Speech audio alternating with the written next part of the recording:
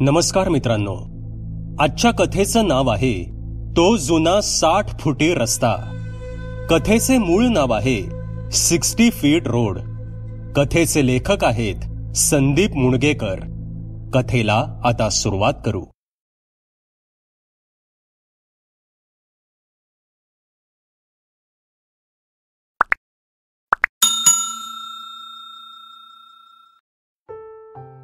वर्षाचे मोजून 300 दिवस सोडले की उरलेले 65 दिवस हक्काची मौज मजा करण्यासाठी मिहीर गेली काही वर्षे नित्य नेमाने भारतात दाखल होत होता. तसेही हक्काने म्हणावे असे त्याचे आता इथे कोणीच राहिले नव्हते. अण्णांना म्हणजेच त्याच्या वडिलांना जाऊन निदान 5 वर्ष लोटली होती. माई म्हणजे त्याची आई अण्णांच्या आधीच वर्षभरापूर्वी गेली होती. मिहीरची धाकटी बहीण सुमन राघवेंद्रशी लग्न करून बँगलोरला केव्हा स्थायिक झाली होती. आता तीही तिच्या बगलबच्च्या समवेत मजेत सुखात नांदत होती. नाही म्हणायला दत्तू काका तेवढा होता, पण तोही आजकाल देवगडला त्याच्या उतारवयात आराम करत बसला होता.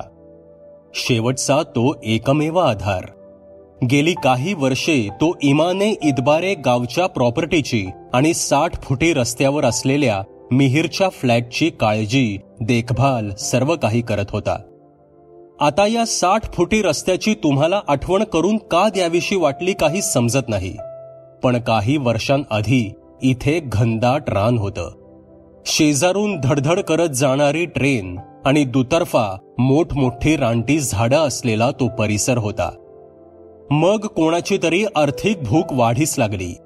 साहजिकच चारही बाजूंनी घनदाट झाडी असलेलं ते रान कापण्यात आलं. मोठमोठाले बुलडोझर आले.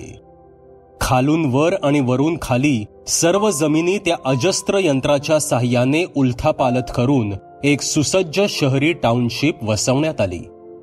हिरवीगार झाडं तोडून आता त्यावर चकाचक सिमेंट कॉन्क्रीटच्या भल्या मोठ्या इमारती उभ्या राहिल्या.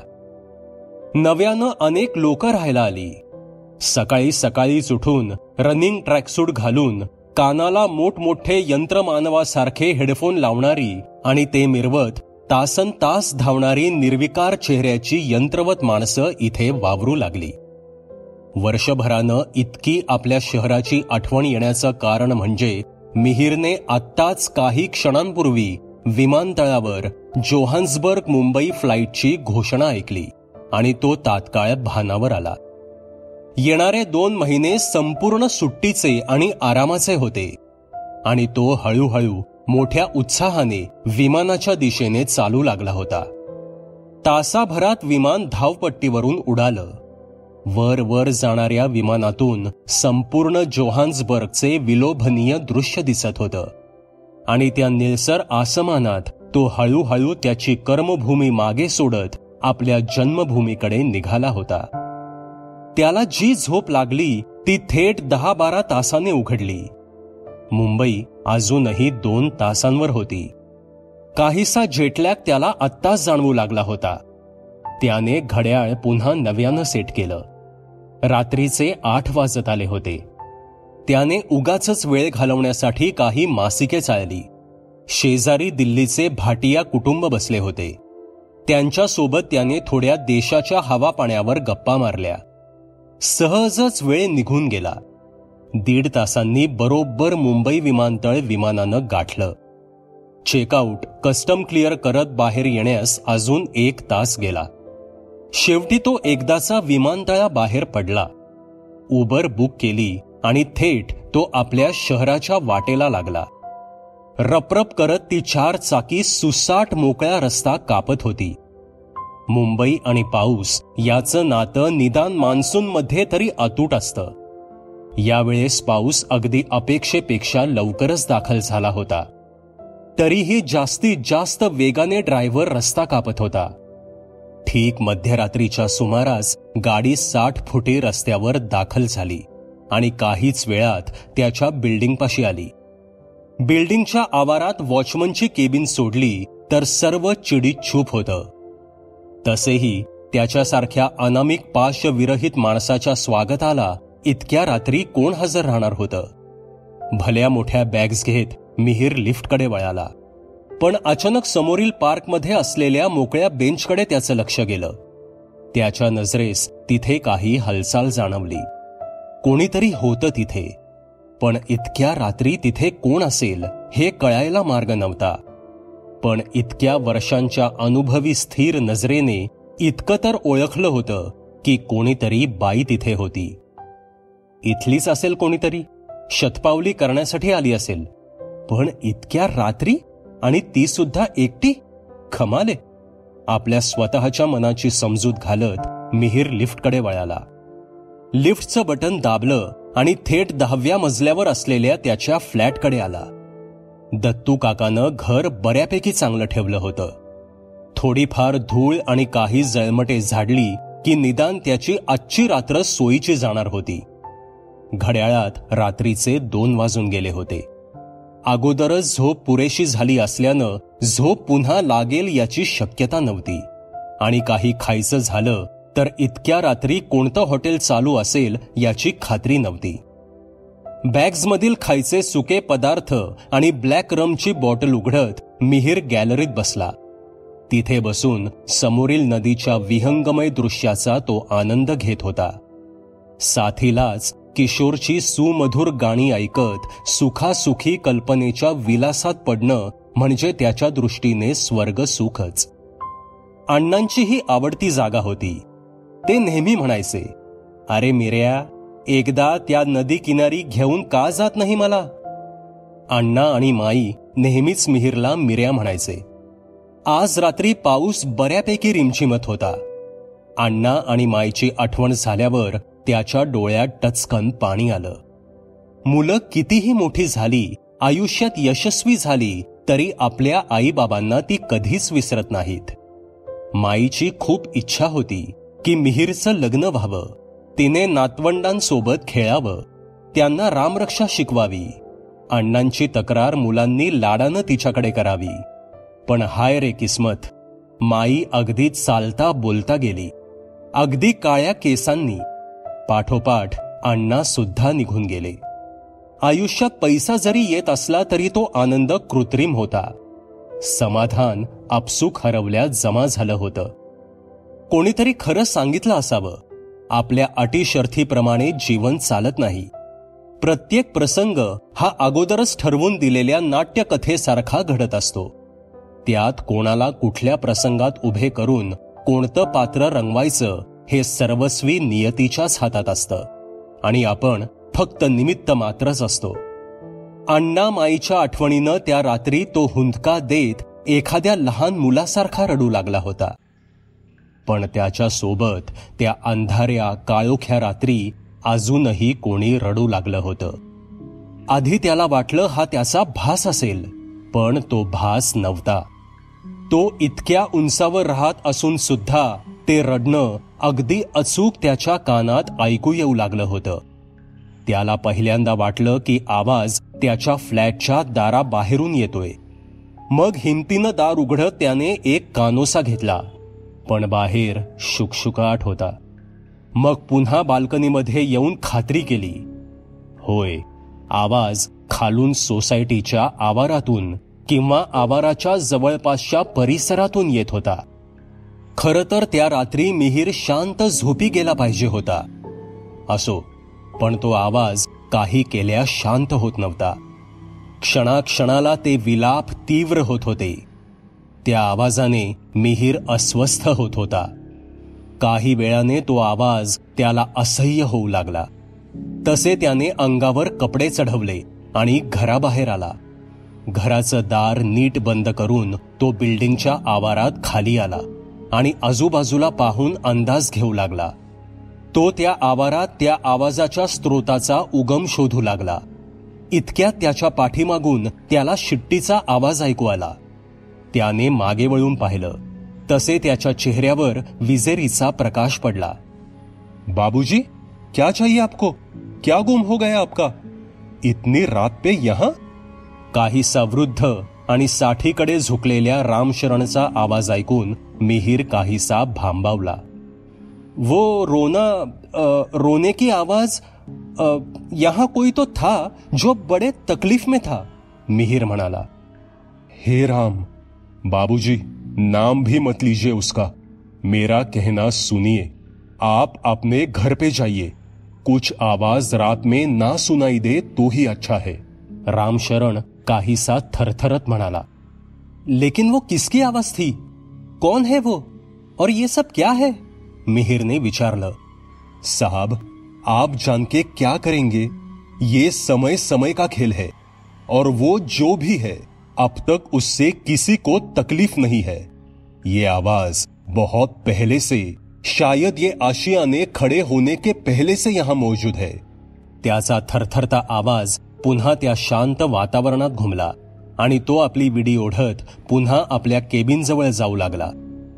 पुन्हा एकदा मिहिरने बिल्डिंगच्या आवाराचं निरीक्षण केलं. तो आवाज आता शांत झाला होता. पण तो आवाज जरी शांत झाला असला तरी अजूनही त्याची गुंज वातावरणात भरून होती. आणि अशातच मिहिरची नजर दूरवर गेली. त्याला दिसलं की एक आकृती त्या दूरच्या उंच गुलमोहराच्या आड उभी राहून त्याला पाहत होती.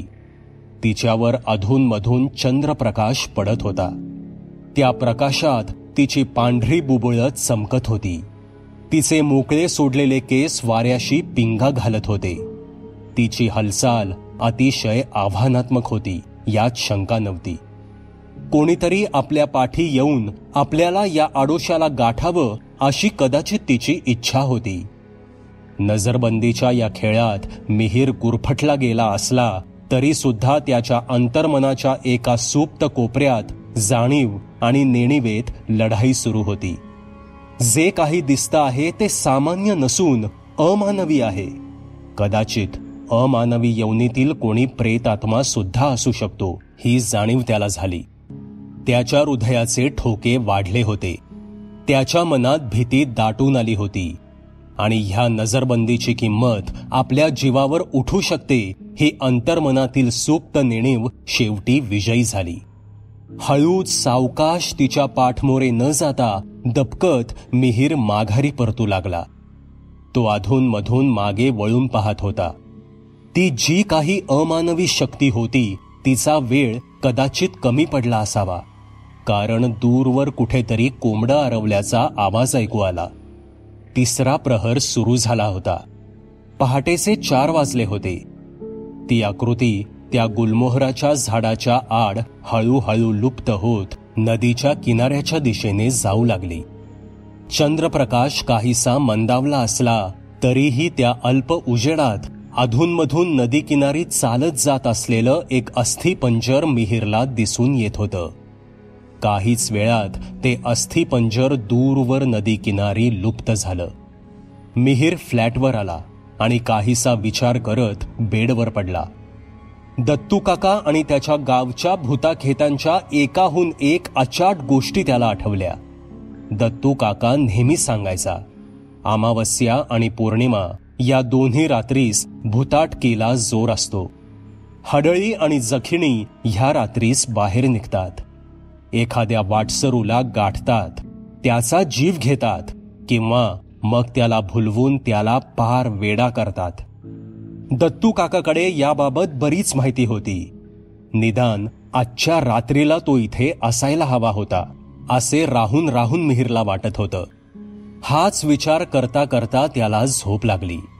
पण ती बरीचशी अस्वस्थ आणि वेडीवाकडी स्वप्ने पाडणारी होती. सकाळ झाली आणि त्याला जाग आली. सर्व आटपत त्याने दत्तू काकाला फोन केला आणि त्याला एक सरप्राईज मिळालं. आज दुपारच्या गाडीने दत्तू काका मुंबईत येणार होता. म्हणजे रात्रीपर्यंत काका घरी असणार होता. आज रात्री खूप वर्षांनी काका पुतण्याची भेट होणार होती. दत्तू काकाला केव्हा एकदा भेटतोय आणि रात्रीची हकीकत सांगतोय असं त्याला झालं होतं. काहीशा उत्साहाने त्याने मोबाईलवर कॅलेंडर चेक केलं. वार शुक्रवार, अश्विन कृष्ण अमावस्या, सर्वपित्री अमावस्या, म्हणजे काल रात्री चतुर्दशी होती आणि आज थेट अमावस्या. दत्तू काका, अमावस्या आणि ती दूरवर दिसलेली अमानवी आकृती. मोठा योगायोग जुळून येत होता. आयुष्यात हे असलं काही प्रत्यक्ष अनुभव घ्यायचं खरं खुरं थ्रिल तो आज अनुभवणार होता. तो दिवस थोडाफार खरेदीत आणि हॉटेलातून काकांचं आवडतं जेवण आणण्यात गेला. रात्री 8च्या सुमारास डोअरबेल वाजली. स्वारी अगदी वेळेला हजर. केव्हा नव्हे ती आज अगदी अचूक वेळेस गाडी स्थानकात पोचली. म्हणजे 7 ही तिची मुंबईत येण्याची अधिकृत वेळ. अगदी 7:05 आली बघ दादरला.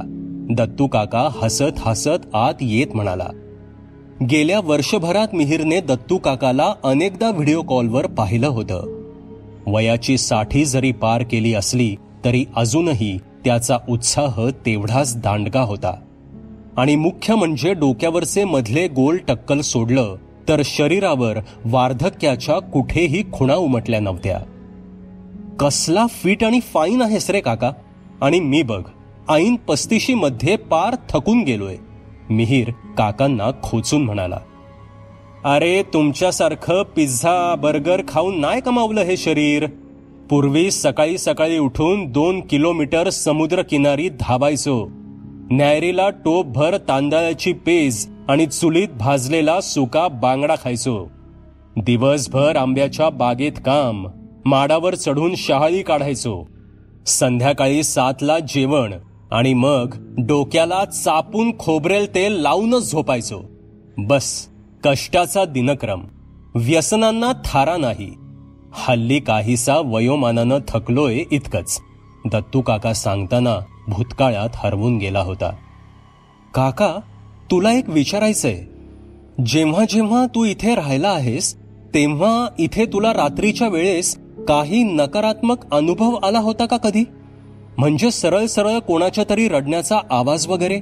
मिहिरने सरळ मुद्द्याला हात घातला. खरं तर याचं उत्तर हो पण आहे आणि नाही पण. हो, पण इथे रात्रीच्या वेळेस 1-2दा असे आवाज आले आहेत. पण मी त्याच्याकडे खूप खास लक्ष दिलं नाही. त्याचं कारण असं की रात्रीच्या वेळेस बहुतेकदा मांजरी सुद्धा अशाच रडतात आणि त्यांच्या रडण्याचा आवाज एखादा मनुष्य रडतोय असा कधी कधी येतो. पण का रे मेऱ्या, तू असं का विचारतोयस? तू असं काही ऐकलंस का? तुला कुठे काही दिसलं का? काकांनी विचारलं. तसे मिहिरने काल रात्रीची सर्व हकीकत काकांना ऐकवण्यास सुरुवात केली आणि काहीच वेळात त्याने सर्व कहाणी काकांना सांगितली. काय सांगतो? तू प्रत्यक्ष पाहिलंस? म्हणजे अस्तित्व भयंकर आहे म्हणावं लागेल.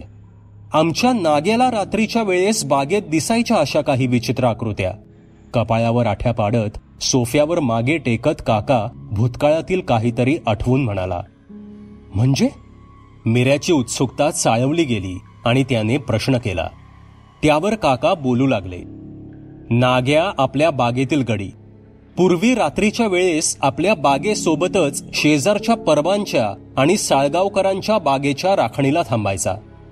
अमावस्या आणि पौर्णिमेच्या रात्री त्याला अमराईत जळत्या मशाली दिसल्या होत्या. हमखास भूतं दिसली म्हणून सांगायचा सगळ्यांना. रात्रभर फूटभर उंचीचे कोयते आणि जळत्या मशाली सोबत ठेवत शेतातील झोपडीत थांबायचा. पण माणूस एकदम खवीस मनाचा. कधी घाबरला नाही किंवा कच खाऊन माघारी आला नाही. मिहिर, मला असं वाटतं की हे भूत, पिशाच्य, प्रेतात्मे ही सर्व निर्मात्याची रचना आहे. माणूस गेल्यानंतर आपल्या अर्धवट राहिलेल्या इच्छा, आकांक्षा, वासना पूर्ण करण्यासाठी ते आत्मे परत येतात आणि विधिलिखित पिशाच्याचे भोग भोगले की ते आपोआप नष्ट होतात. सामान्य व्यक्ती या सर्वाला काही करू शकत नाही. एखादा सुडाने पेटलेला आत्मा काही वेळा मनुष्याच्या जीवावर उठू शकतो. त्याला प्रतिबंध करायला मोठमोठी साधना केलेला एखादा तपस्वी अवलिया किंवा साक्षात एखादा महापुरुष लागतो, काका म्हणाले. मिहिर सगळे नुसते ऐकून घेत होता. इतकं सगळं ऐकल्यावर आज रात्री जर पुन्हा रडण्याचा आवाज ऐकू आला तर त्याच्यासाठी तो बाहेर जाण्यासाठी अजिबात तयार नव्हता. पण अजूनही काही बाकी होतं. रात्र अजूनही संपली नव्हती. त्यांनी दोघांनी हॉटेलातून मागवून घेतलेलं जेवण संपवलं आणि ते आपापल्या खोलीत झोपण्यासाठी वळाले. मध्यरात्रीचा पहिला प्रहर सुरू झाला होता. वारा मंद वाहत होता आणि त्या वाहणाऱ्या वाऱ्यावर स्वार होऊन एक वेगळाच गंध वाहत आला. काळं आभाळ दाटून आलं होतं. चंद्र सुट्टीवर होता. बारीक लुकलुकणाऱ्या चांदण्या सुद्धा अदृश्य होत्या. त्या वाऱ्याच्या झुळकेबरोबर अचानक श्वानकोई ऐकू येऊ लागली आणि त्याच्या सोबत तो कालचा चितपरिचित रडण्याचा, काळीस चिरत जाणारा आवाज सुद्धा त्या वातावरणात घुमू लागला. त्या आवाजाने मिहिरला जाग आलीच. त्यानं हलकसं बाल्कनीतून खाली पाहिलं तेव्हा त्याला त्याच कालच्या जागी तीच परिचित आकृती नजरेस पडली. ते दृश्य पाहून त्याच्या अंगावर सरसरून काटा आला. त्यानं बाल्कनीचं दार बंद केलं आणि तडक बेडवर चादरीत डोकं खुपसून तो पडून राहिला. क्षणाक्षणाला ते भेसूर विलाप त्याच्या कानावर पडत होते. सिमेंट कॉन्क्रीटच्या उंच उंच भिंती आणि लोखंडी लाकडी दाराचा अडसर त्या आवाजाला अडवू शकत नव्हत्या. कुठून तरी त्या गहिऱ्या गंभीर आवाजाच्या मानवी संवेदनासोबत एक न तुटणारी शृंखला जोडली जात होती. अचानक मिहिरला काय झालं काही समजलं नाही. त्याचे त्या आवाजाबद्दल आणि त्या आकृतीबद्दल आकर्षण निर्माण झालं आणि काहीच वेळात त्याचं आकर्षण अति तीव्र झालं. पुढच्या काही क्षणात तो कपडे चढवून एकाकी खाली जाण्यासाठी निघाला. काहीच वेळात तो खाली आला. बाहेर काळ्या कुट्ट अंधार होता. गहिऱ्या काळोखाच्या त्या निमिष पार्श्वभूमीवर ती आकृती त्याच्या बिल्डिंगपासून थोडी दूर हवेत हलकीशी तरंगत उभी होती. मिहिर तिच्यापासून दूर पण तिच्या समोरच उभा होता. समोर त्याला उभे असलेले पाहून त्या आकृतीने रागाने तिच्या चेहऱ्यावर आलेल्या केसांच्या बटा करंगळीनं उडवल्या. कुणीतरी आमच्यावर नाराज आहे वाटतं, पाहून सुद्धा जवळ येत नाही, अशी काही कोमल आवाजातील वाक्य मिहिरच्या कानी पडली. ही वाक्य नक्की ती आकृती म्हणाली की तिच्याकडून अशा संवाद लहरी मिहिरकडे प्रक्षेपित झाल्या ते कळायला मार्ग नव्हता. पण एक होतं, तिचे डोळे हे काल पाहिल्यासारखे पांढरे फटक नव्हते. नुकत्याच यौवनात येऊन प्रियकराची वाट पाहत असलेल्या सुंदर तरुणीच्या खट्याळ नयनाप्रमाणे ते मादक आणि मोहक दिसत होते. हळूहळू ती पाठमोरी झाली आणि पुन्हा त्या गुलमोहराच्या पाठीमागे असलेल्या दूर झाडीच्या दिशेनं जाऊ लागली. आणि कसे कोण जाणे, मिहिर तिच्या दिशेने आपोआप चालू लागला. काळोख्या रात्री दगड धोंड्यातून, बरबटलेल्या चिखलातून खाच खळगे तुडवत चालणं कितीही कष्टाचं असलं तरी आजच्या क्षणाला त्या सगळ्याची त्याला काहीच पर्वा नव्हती.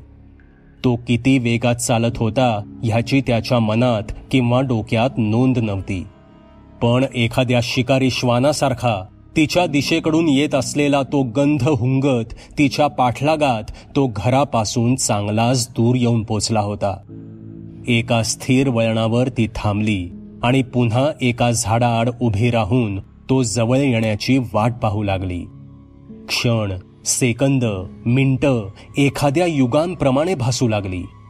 न जाणो कित्येक शतके, युगे तिच्या भेटीसाठी तो आसुरलेला होता, अशा लहरी मिहिरच्या मनात निर्माण झाल्या. तो कसा बसा तिच्या जवळ पोचला. ती गूढ हसली. त्या काळोखातही तिच्या सुंदर चेहऱ्यावर आलेलं तेज आणि त्या मनमोहक नयनातून तिची एखाद्या घारीसारखी धारदार नजर अचूकपणे काळजाचा वेध घेऊ पाहत होती. ये साजना, असा लांबून नको पाहूस, जवळ ये. तिचा तो काळजा सर्र करणारा आवाज ऐकू आला. तिचा हात तिने त्याच्या हातात देण्यासाठी पुढे केला आणि तोही त्याचा हात तिच्या हातात देणारच होता. इतक्यात पाठीमागून एक जोराचा दणका बसावा तसा दणका त्याला बसला. कोणीतरी पूर्ण ताकदीने त्याला पाठी खेचून घेतलं. दोघांच्या रंगलेल्या खेळात कोणी तिसऱ्यानं अचानक प्रवेश केला होता. त्या भयानक विरहाची अशी झालेली फजिती पाहताच ती खवळली. तिच्या त्या मनमोहक आकर्षक नयनांच्या जागी आता त्या कालच्याच पांढऱ्या बुबळ्याच्या गरगर फिरणाऱ्या बाहुल्या आल्या. ती हातपाय जोरात झाडू लागली. पण मुख्य म्हणजे ती त्या डेरेदार वृक्षाच्या सीमारेषेवर एका जागेवर स्थिर होती. समोरील इस्माच्या हातात जळत सुटलेला अग्नी आणि त्या अग्नीच्या मंद प्रकाशात ते चकाकणारे धारदार लोखंडी शस्त्र पाहताच तिला धोक्याची जाणीव झाली आणि पुढच्या काही क्षणात त्या काटेसावरीच्या वृक्षाआड ती अदृश्य झाली. शुद्धीत आहेस का मिऱ्या? अरे, तिच्या जीव घेण्या चकव्यात घात होता होता राहिला बघ तुझा. सर्व माहिती असून सुद्धा तू इथपर्यंत यायला नको होतस. निदान आता तू कुठे आहेस हे तरी सांगू शकतोस का? समोरच दत्तू काका उभा होता. एका हातात लांब आकड्याची काठी, दुसऱ्या हातात बारीक मिणमिणता कंदील आणि कमरेला ते धारदार लांब कोयते. काही क्षणात मिहीरची धुंद उतरली. आपण कुठे आहोत आणि इथे कसे आणले गेले आहोत याची हळूहळू त्याला जाणीव होऊ लागली. मुख्य म्हणजे आता बरेचसे उजाडले होते आणि त्या काटेसावरीच्या झाडाला लागून असलेली ती खोल दरी आता स्पष्टपणे दृष्टीस येऊ लागली होती. ते दृश्य पाहून मिहीर प्रचंड घाबरला. बापरे, म्हणजे अजून 1-2 पावलात माझ्या समस्त जीवनाचा खेळ आटपला जाणार होता. मिहीर उद्गारला. नशिबात दत्त होता म्हणून दत्तू काका पाठीमागे अगदी योग्य अचूक वेळीच उभा राहिला. मिहीरच्या मनात विचार चमकून गेला. नुसती दरी नाही मिऱ्या, त्या अंधाऱ्या काळोख्या भयावह पिशाच्य लोकीचे प्रवेशद्वार होतं पुढे. अजून 2 पावलं पुढे गेला असतास तर तुझा कायमचा त्या जगात प्रवेश झाला असता आणि मग पुन्हा इथे आपल्या जगात तुला कधीच प्रवेश मिळाला नसता, दत्तू काका म्हणाला. दत्तू काकाच्या चेहऱ्यावर भराभर प्रश्न उभे राहिले जात होते आणि त्याची उत्तरे त्याला त्याच्या आठवणीत सापडली जात होती. मिऱ्या, असा पाठी हो इथे आधी, दत्तू काका म्हणाला. आता सूर्य बऱ्यापैकी वर आला होता. त्या उजेडात दत्तू काकाने ती आकृती जिथे उभी होती त्या जागेचे एकदा निरीक्षण केले. त्या वृक्षाच्या आसपासचा आकार हा आजूबाजूच्या जमिनीच्या तुलनेत काहीसा असमतोल आणि ओबड धोबड दिसत होता. मिऱ्या, एक काम करूयात. माझ्या मनात एक शंका आली आहे. या माझ्याकडील कोयत्याने इथे खणूयात. काही सापडतं का ते पाहूयात, दत्तू काका म्हणाला आणि तो सावधपणे पुढे आला. त्यांनी त्यांचं काम सुरू केलं. आधीच पावसानं जमीन बरीच भुसभुशीत झाली होती. पुढच्या तासाभरात चांगली 2-3 फूट जमीन खोदून झाली आणि सरते शेवटी काकांच्या चेहऱ्यावर एक हसू पसरलं. कितीतरी दशकं शतकं आपल्या सुटकेची आर्त वाट पाहणारा अस्थिपंजराचा सापळा त्यांच्या नजरेस पडला. ते पाहून मिहीरला धक्काच बसला, पण स्वतःला सावरून दोघांनी अगदी वेळ न दवडता तो सांगाडा अलगद बाहेर काढला. उकरलेल्या त्या मातीतून तोच चितपरिचित गंध दाटून येऊ लागला. शतकानुशतके किंवा काही दशके मातीत मिसळून गेल्यानं इतक्या कालावधीतील अतृप्ततेचा, वासनेचा तप्त ज्वालामुखी त्या मातीत भाजल्या गेल्यानं कदाचित हा इतका तीव्र गंध येत असावा. दत्तू काकाने पटापट आजूबाजूच्या झाडीत जाऊन काही सुक्या फांद्या छाटण्यास सुरुवात केली. चांगल्या कमरे एवढ्या उंचीच्या फांद्यांचा ढीग जमल्यावर तो सांगाडा काकांनी आणि मिऱ्याने त्या फांद्यात बसवला. कंदिलातील काहीसे रॉकेल काढून ते त्या फांद्यांवर टाकून त्याच भगभगणाऱ्या ज्योतीने तो अग्नी प्रज्वलित केला. तडतड करत त्या फांद्या पेट घेऊ लागल्या. काही क्षणात अग्नी भडकला. जणू काय त्या सांगाड्याच्या आतील मनाला त्या अग्नीच्या मिलनाचे वेध लागले गेले असावे. अंधार आणि प्रकाशाच्या लपंडावात एक बारीकशी ज्योत त्या अग्नीतून निघून वर वर आसमानात निघून जात होती. दत्तू काकाच्या चेहऱ्यावर समाधानाचं हसू होतं. मिऱ्या काहीसा भांबावला गेला होता. दोघेही माघारी घरी परतू लागले. काका, पण तू ऐन वेळेस कसा काय इथे आलास, मिहीरनं विचारलं. तुला रात्री घरातून बडबड करत बाहेर जाताना मी पाहिलं. तेव्हाच मनात धोक्याची शंका आली. तू काल रात्री सांगितलेली गोष्ट आठवली. मग त्यातच नाग्या आठवला आणि त्याचे ते धारदार कोयते आठवले. सुदैवानं इथे शहाळी सोलून खाण्यासाठी मी गेल्याच वर्षी इथे कोयता आणून ठेवला होता. ऐन वेळीस तो किचनमध्ये सापडला. तो हातात घेऊन तडक खाली निघून आलो. मग थेट वॉचमनच्या केबिनजवळ गेलो. त्याच्याकडून इमर्जन्सी वेळेसाठी ठेवलेला हा जुना कंदील मिळाला. तो पेटवला आणि लगबगीनं तुझा माग काढत वेगाने तुझ्या मागोमाग इथे पोचलो. काका म्हणाला, दत्तू काका, आज तू नसतास तर मी या जगात राहिलोच नसतो. काकांचे आभार मानत मिहीर आणि काका घराकडे परतू लागले. त्यानंतर 2 महिने कसे भुर्रकन उडून गेले. मिऱ्याची सुट्टी संपून गेली. गावावरून तो पुन्हा मुंबईला आला. विमानतळावर चेक इन केलं. विमानात जात तो आपल्या सीटवर बसला. हळूहळू विमान आकाशात झेपावलं. रात्र सुरू झाली होती. विमानातील दिवे बंद झाले होते आणि मिहीरने डोळे मिटले. पण काही क्षणात त्याला जाग आली. कोणीतरी त्याच गंधाचं ते चितपरिचित अत्तर लावलेलं त्याच्या आजूबाजूला बसलं होतं. तो गंध अजूनही त्याच्या आजूबाजूला हलकासा दरवळत होता. मिहीर मनातल्या मनात हलकेच हसला आणि देवाचं नाव घेऊन निद्रा देवीच्या अधीन झाला. मित्रांनो, ही कथा तुम्हाला कशी वाटली ते कॉमेंटमध्ये नक्की सांगा. पुन्हा भेटूयात अशाच एका भयकथेसोबत. धन्यवाद. सबस्क्राईब करा एटी स्टोरी टेलर चॅनलला आणि बेल आयकन दाबून ऑलवर क्लिक करा आमचे व्हिडिओज सगळ्यात आधी बघण्यासाठी.